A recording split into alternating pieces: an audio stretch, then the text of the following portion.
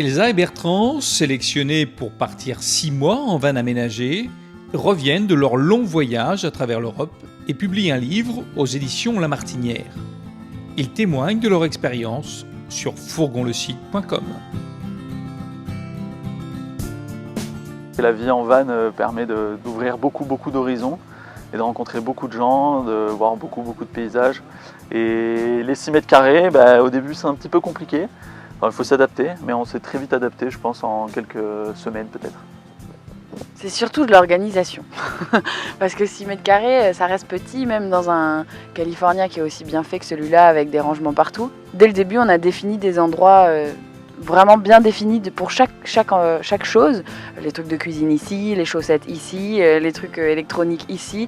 Mais c'est vrai parce que sinon, ça va très vite, vu que c'est un petit habitacle. Si on commence à laisser traîner et à dire bon, je mets ça là, même si on ne sait pas trop où c'est, et au final, on ne sait plus où est-ce qu'on a mis les choses. Donc il faut être assez organisé. En tout cas, c'est comme ça qu'on a fonctionné. Et du coup, ça s'est super bien passé. Même 6 mètres carrés, au final, du coup, on rêve pas d'une grande maison maintenant. On est assez modeste. On s'est rendu compte qu'on n'avait pas beaucoup de choses, qu'on a laissé beaucoup de choses chez nous, à la maison, énormément d'affaires.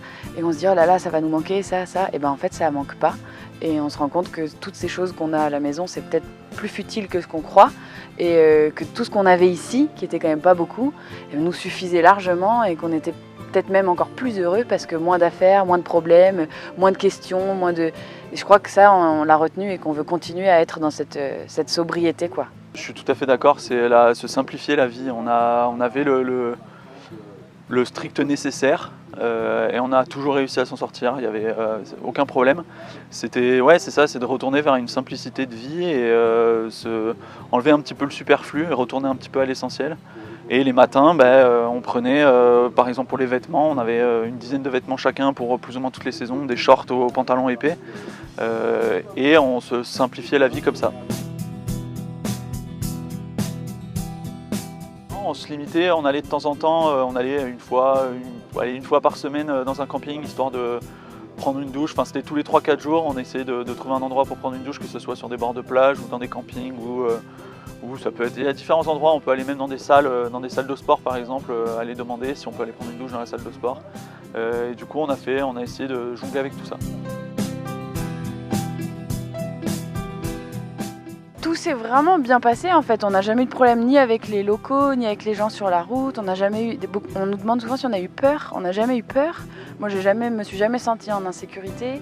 Parfois c'est vrai, on dort un peu sur des endroits, on se dit c'est un parking, c'est pas génial, mais bon, il y a un peu des gens qui rôdent, mais ils sont pas méchants, ils viennent pas taper au carreau, on est là pour la nuit, on repart le lendemain matin.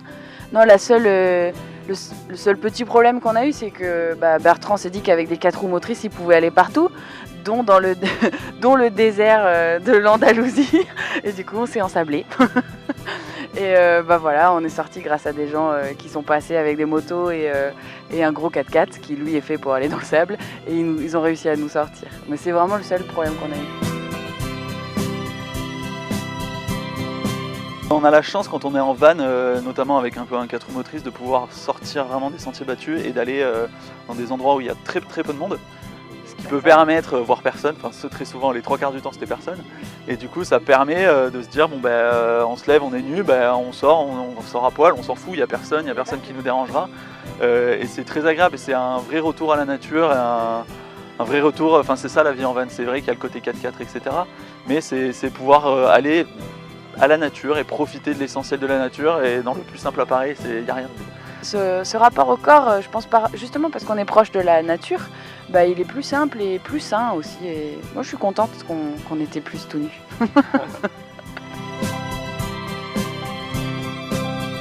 On n'a qu'une envie, c'est de repartir, donc le projet c'est d'avoir notre van, parce que celui-là on nous l'avait gentiment prêté pendant 6 mois, mais du coup on veut le nôtre. Peut-être pas celui-là, on aimerait bien l'aménager nous-mêmes, on a plein de petites idées qu'on aimerait aussi piquer de tous les voyageurs qu'on a rencontrés. On a rencontré des gens qui s'étaient installés une douche chaude à l'arrière avec une petite cabine, c'est comme des tentes mais où on peut être debout avec un petit caillebotis, du coup ils avaient une vraie douche chaude à l'arrière de leur van, ça on s'est dit on veut ça. Après, donc de temps en temps on prenait des petites idées et maintenant c'est trouver le van et partir quand on veut, où on veut, parce que c'est ce que permet le van, quoi. Ouais, je rajouterais On a vécu deux fois 6 mois en van, que ce soit en Australie ou là en Europe. Et tu me contrediras si j'ai tort, mais je pense qu'on aimerait avoir un van à nous pour pouvoir partir peut-être sur des moins longues périodes, mais pouvoir partir quand on veut. Ça peut être le temps d'un week-end, d'une journée, ou de 3 semaines, 1 mois, 2 mois. Peut-être pas le pousser encore une fois à 6 mois parce que c'est beaucoup d'organisation, mais c'est pouvoir avoir cette possibilité d'une liberté totale qu'offre le van.